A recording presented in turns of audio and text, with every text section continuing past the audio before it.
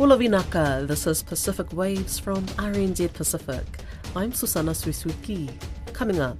To those of you who hate me, thank you. You kept us fighting. Fiji's High Court rules the president's dismissal of the former anti-corruption chief was unlawful. Also, Tonga's government releases its first 100 days plan. And we catch up on all your Pacific weekend sport, starting with Sevens and Fiji dominating in Singapore. Fiji's High Court has ruled the country's president acted unlawfully last year in dismissing Barbara Malimali as the commissioner of the Fiji Independent Commission Against Corruption. Tiana Haxton has the details. President Ratu Naingama Lalambalavu initially suspended Barbara Malimali in May 2025 and subsequently revoked her appointment in June. He acted on the advice of Prime Minister Sitiveni Rabuka following the findings of a commission of inquiry into her appointment. On Monday, the Fiji Times reported Justice Dane Tuingere ruled in favour of Malimali, stating her dismissal was unlawful and that the Prime Minister did not have the constitutional authority to advise the President to revoke her appointment. Outside the court in Suva, Ms. Malimali told reporters she felt vindicated. I had some really good lawyers. For those of you who prayed and all of that, thank you so very, very much. I'm very grateful.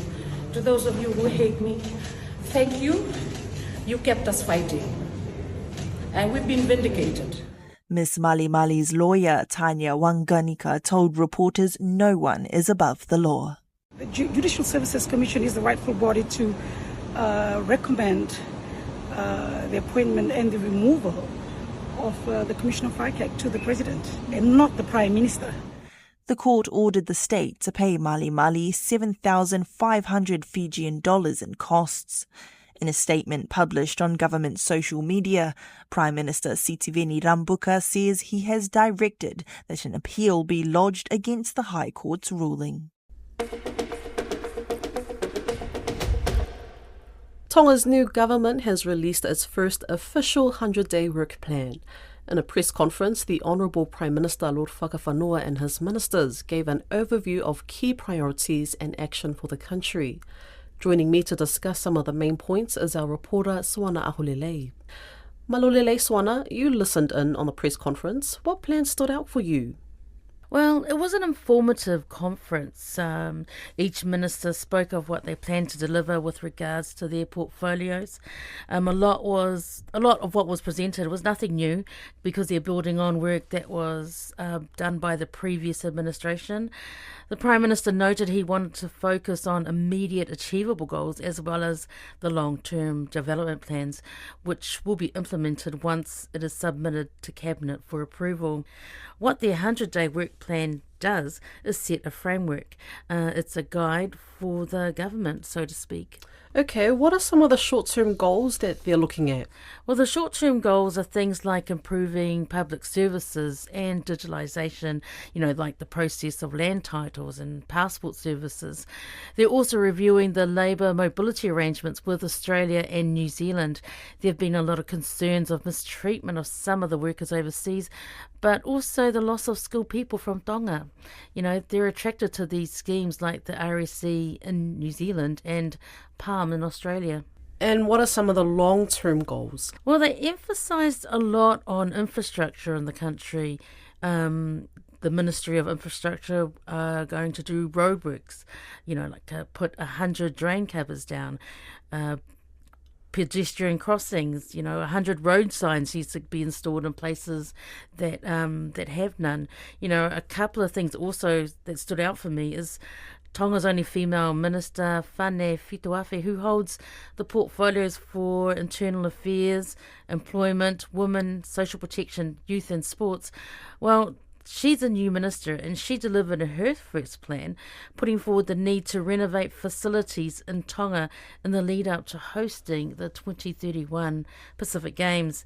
The Games are only 5 years away and Tonga needs to start putting infrastructure now to be able to meet the criteria to host those games. With the Pacific Games due in 5 years' time, what does Tonga need to do in order to prepare for their big regional event? Pretty much everything. You know, an upgrade to Delphiva Stadium, an indoor stadium that is multifunctional for large indoor facilities for sports such as basketball, volleyball, table tennis, weightlifting, and an aquatic centre.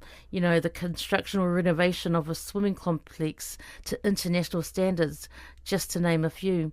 As you may remember, Tonga was originally set to host the 2019 Pacific Games, but withdrew in 2017 due to financial concerns, and, you know, Samoa stepped in. The minister also plans to put a secondary policy through on Tonga's youth and women empowerment and the continuation of building aged care facilities in Tonga. You know, at the moment there are no aged care facilities, and the country is relying on programs like Ma'awhewhene Mo Family, which is a non-government organisation in Nuku'alofa, who actually go out and help care for the elderly. There are quite a number of other plans that were discussed, but those were the ones that stood out for me, and otherwise it's business as usual in the kingdom. The Fiji men's Sevens rugby team took home the top title at the Singapore Sevens on Sunday night, while New Zealand claimed the women's title after 2 days of competition. In Apia, the OFC Men's Champions League qualifying tournament saw 2 exciting matches on Saturday. And there were a lot to watch and cheer for at the Santos National Football Stadium in Port Moresby as the second round of the OFC Pro League got underway at the weekend. With more on those events, we are joined by senior sports journalist Elisa Tora for our Sipoti Talanoa Wrap. Bula Ili, 2 days of exciting Sevens rugby wrapped up on Sunday in Singapore. Can you take us through what happened there and what's next? Exciting indeed. It was in Singapore, at least for rugby fans who followed the proceedings from Saturday and into Sunday, with the Fiji men's team able to successfully defend their title, the title they won last year for the first time, doing back-to-back. And they managed to beat France 21-12 in a final that saw them coming from behind after they had trailed 12-0 at half-time. The exciting part about Fiji's campaign was that they were also able to win 2 earlier games where they also came from behind, and that was a 24-19 come-from-behind win over South Africa in their last pool game on Saturday night, before they also managed to beat New Zealand. Having trailed New Zealand through the game, in the second half, they managed to score and won the game in the end, 21-14. The other interesting aspect of the last 2 days was in the women's competition, where the New Zealand women's team managed to keep their dominance over Australia and won the final in the end. That was a dominant performance by New Zealand, winning 36-7 to take the lead in the series as far as the women's competition is concerned. The Fijiana women's team, unfortunately, weren't able to perform as expected, and they lost 17-14 in the sixth place or the fifth place playoff, and they finished sixth in the event. Then dropping to seventh on the points table as the teams head to Perth, where the fourth tournament of the World Seven Series will happen over the coming weekend. So interesting that Fiji, having won Singapore, now moves to the top of the points table, away from New Zealand and South Africa, who they were joint leaders with heading into Singapore. But now with that win, they go to the top with New Zealand and South Africa and France, chasing for the second to the fourth spot at the moment. All right, just turning our focus to football now. Samoa is hosting the OFC Men's Champions League qualifier. What's the story there? The tournament in Samoa is where the 4 teams that are there, Samoa's Vaivase Thai FC, American Samoa's Pango Youth FC, Cook Islands, Tupapa, Marangai Renga FC, and Nuku Hetulu from Tonga, playing in the qualifier for the Men's Champions League, and the winner will then go to join the other teams from the OFC region at the National Championship in Suva in August. The first game on Saturday saw the local side, Vasetai, meeting American Samoa's Tonga Youth, and the two teams fought to an entertaining 1-1 draw at the Samoa Football Headquarters ground. But in the second game, Tupapa Maraerenga from Rarotonga managed to beat Nukuhetulu from Tonga 3-0. So Maraerenga defeated Nukuhetulu 3-0 in the second game, and they now lead the qualifier as they head into the second round of the competition, which will be happening on Tuesday. And Tupanga Maraerenga got their goals in the first half, and they led 3-0.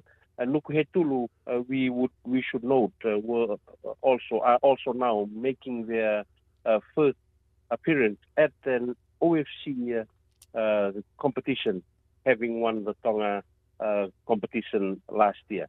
So second round on Tuesday, Pango Youth meets Nukuhetulu, and Tupapa taking on Vasetai in what should be another exciting second round of the competition as the teams chase the spot in Stuba later in August. Just staying with OFC, there seems to be a lot of excitement too in Port Moresby.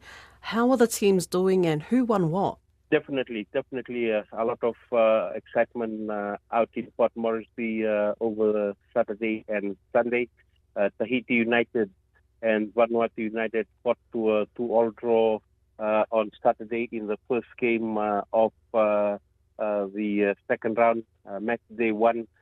Then later on, Auckland City on the same day defeated local side PNG Hakari United 2-0, showing their dominance once again, claiming their fourth win in the new league competition so far, having won 3 in the first round.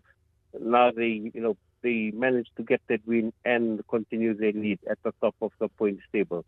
Then on Sunday, in the first game on Sunday, there was an interesting clash between South Island FC from down south here in New Zealand and South Melbourne FC. The two teams scored 3 goals each in a tough and exciting encounter, but they were not able to find the winner in the end. They had to be content with finishing the game with 3 each to their names on the score sheet. The exciting match later on the same day on Sunday, saw an all-Melanesian tournament or Melanesian match between Fiji and the Solomon Islands. Bula FC of Fiji managing to get a goal through Nabil Bag to beat Solomon Island Kings 1-0, and that win pushing them to third spot behind Auckland City, who lead, South Melbourne in second, and now Bula FC jumping ahead of the Kings and South Melbourne, who also have 4 points each on the points table, and Bula FC finishing third, as the teams now also head into Tuesday for the third match day of round 2 in the new OFC Pro League competition. That's Pacific Waves for today. For all episodes, head over to rnz.co.nz/Pacific. We're also on Spotify, Apple and iHeartRadio. From myself and the RNZ Pacific team, tō whā, sui fua.